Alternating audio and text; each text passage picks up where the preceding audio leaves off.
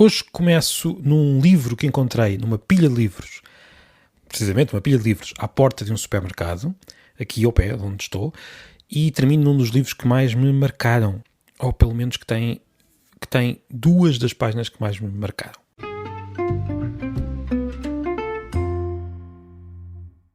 Ora, hoje a história começa num supermercado aqui ao pé do sítio onde estou. Eu na semana passada disse que tinha vindo à Espanha, e é verdade, ainda cá estou, entretanto volto.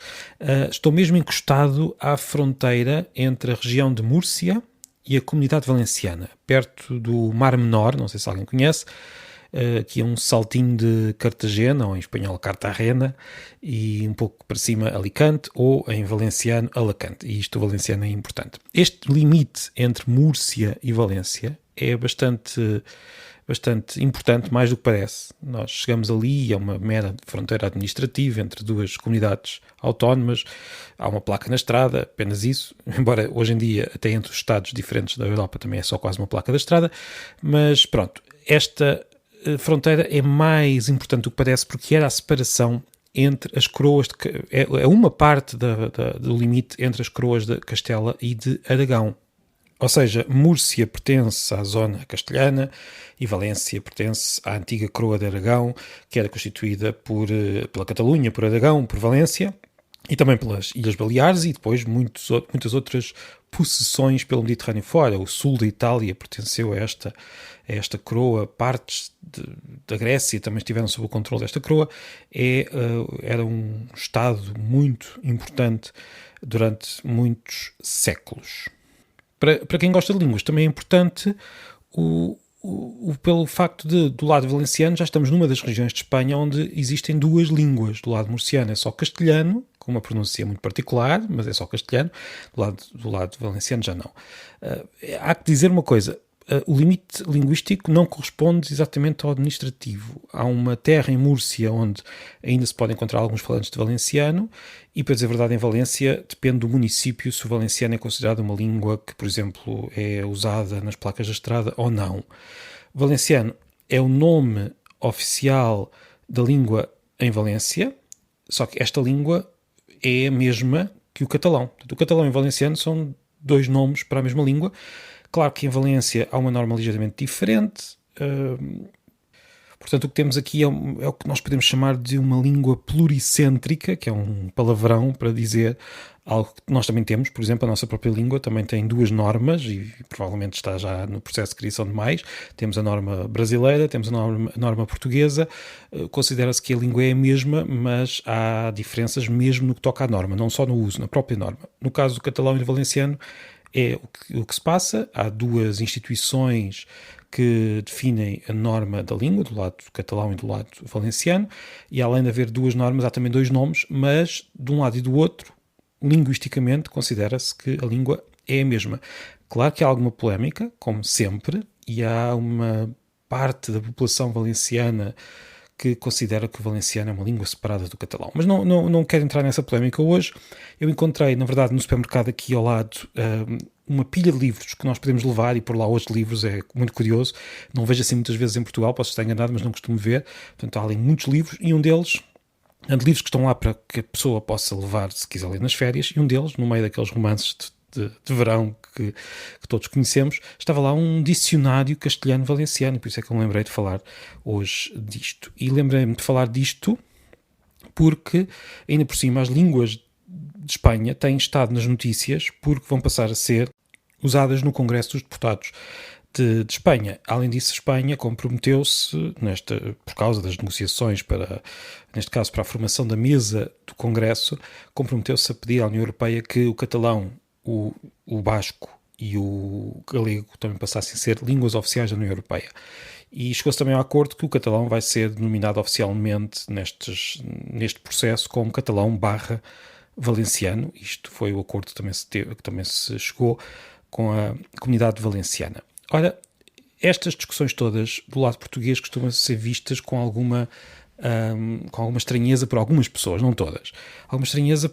Porque é que estas pessoas insistem tanto em falar estas línguas? E a resposta é muito simples. Essa estranheza não tem razão de ser. É a língua delas. Estas línguas são faladas por milhões. Infelizmente, algumas delas estão a ser menos faladas do que já foram. O galego está a ser menos falado hoje do que já foi a língua de quase todos os galegos, hoje é uma língua menos usada. Mas sobre o galego já falei muito e hei de falar de outras vezes. O catalão e o valenciano têm situações muito diferentes, dependendo se estamos na Catalunha, se estamos em Valência. O basco tem uma situação um pouco melhor, no sentido em que está a aumentar o número de falantes, curiosamente. Mas todas estas línguas têm hoje, e há que dizer principalmente o catalão, uma tradição literária bastante significativa, tradição mais ou menos recente, dependendo da língua. No caso do catalão, temos uma tradição que já vem da Idade Média e que continua. Há muitos livros que são publicados sempre em catalão. E há também aqui uma confusão de algumas pessoas do lado português, alguma confusão que algumas pessoas sentem e que às vezes expressam de forma um pouco mais ou menos clara. Por que razão é que estas pessoas, que todas sabem falar castelhano também, porque é que estes escritores escrevem em catalão? E eu gostava, até ao longo desta semana talvez isso vai acontecer também, de falar de alguns livros catalães que são bastante bons, e alguns estão traduzidos em português. Ora, a resposta a esta pergunta, por que razão é que escrevem nesta língua que é menos falada do que o castelhano, embora seja muito mais falada do que nós pensamos, é falada por milhões de pessoas, mas por que é que escrevem nesta língua e não em castelhano? Ora, porque, imaginem, uma situação daqui a umas décadas em que Portugal tenha uma outra língua que todos sabem falar e todos sabem falar como língua materna. Não estamos a caminho disso, mas pode acontecer. Claro que os portugueses iriam continuar, e os escritores portugueses iriam continuar a querer manter uma tradição própria do uso do português. É o que acontece com o catalão e com o galego. Eu lembro-me de estar há uns anos a ouvir uma palestra de Manuel Ribas, um grande escritor galego, que dizia que escreveu uma cena particular que se passava numa praia que só conseguiu escrever em galego, apesar dele também escrever em castelhano. Aliás, escreveu aquela cena em galego e depois passou a mesma cena para o castelhano, mas só conseguiu escrever em galego. Ou seja, ele escreve em galego e depois traduz para castelhano naquilo que é chamado autotradução. Ou seja, estas línguas têm todas elas tradições, são as línguas de uso de milhões de pessoas, e é claro que as pessoas que escrevem nestas línguas querem continuar tradições literárias nelas. Depois, não há aqui qualquer limite, porque as pessoas que escrevem em catalão, por exemplo, se o livro vier a ter interesse para mais pessoas, há de ser traduzido, como tantas outras línguas se traduzem. Portanto, não há nada aqui de extraordinário na existência de escritores que escrevem nestas línguas, que se podem chamar línguas minoritárias em Espanha, mas que são línguas que são faladas por muitas pessoas e que continuam a ser usadas. E esta questão é quase, de certeza que se alguém me estiver a ouvir, se algum galego estiver a ouvir, que eu sei que alguns galegos ouvem, há de achar muito estranho estar a falar disto, mas claro que eu quero escrever em galego, claro que os catalães vão escrever em catalão, embora haja muitos escritores também catalães que escrevem em castelhano e galegos que escrevem em castelhano, sempre houve, mas aqueles que querem continuar porque é a sua língua e por isso continuam a escrever, nem sequer devia ser uma questão, mas muitas pessoas estranham, muitas pessoas ficam admiradas por haver escritores que preferem escrever para menos pessoas do que para mais. Ora, muitas vezes escrever um livro não é uma questão utilitária, não é uma questão de números, é uma questão de escrever na língua em que nos sentimos mais à vontade, na língua em que tem a tradição em que estamos inseridos, e depois, claro, temos sempre a tradução ou a aprendizagem de outras línguas. Há também uma questão que é também uma falsa questão, quando alguém diz, estas pessoas estão a aprender estas línguas e ficam sem poder aceder, por exemplo, ao Dom Quixote. E, no entanto, é falso. Primeiro porque todas estas pessoas que falam estas línguas espanholas também aprendem castelhano e por isso também conseguem ler do Dom Quixote na língua original, mas mesmo que não conseguissem, que não é o caso, nós em Portugal não aprendemos em geral castelhano. Tivemos toda a história a lutar para ter o direito de dizer que não queremos aprender. Podemos aprender, mas é uma opção. É uma opção nossa, não é obrigatória. E, no entanto, temos acesso às traduções. Mais uma vez, aprender outras línguas, traduções, tudo isto nos leva a poder comunicar para lá da nossa própria língua. Bem, eu falei disto porque me lembrei desta outra língua por causa do livro que encontrei ali no supermercado. E lembrei-me de um livro que li uma vez em catalão. Eu sempre gostei muito da língua, por isso tentei ler em catalão, sempre tentei ler alguns livros em catalão, continuo. Aliás, convido as pessoas que me estão a ouvir, não é assim tão impossível.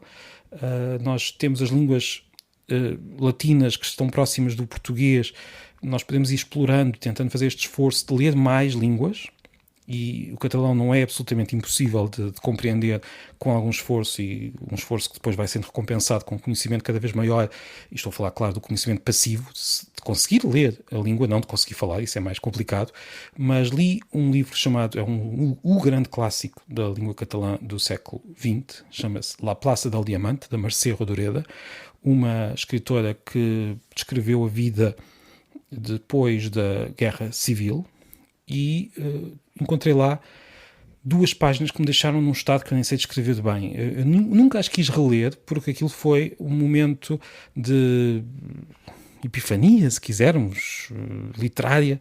Fiquei num estado que não consigo sequer descrever bem hoje. Isto já foi há muitos anos e agora ando com vontade de voltar lá e tentar ver se me acontece o mesmo. Claro que tenho sempre o perigo de não acontecer a mesma coisa, de ficar desiludido, e por isso é que hesito tanto em fazer isso.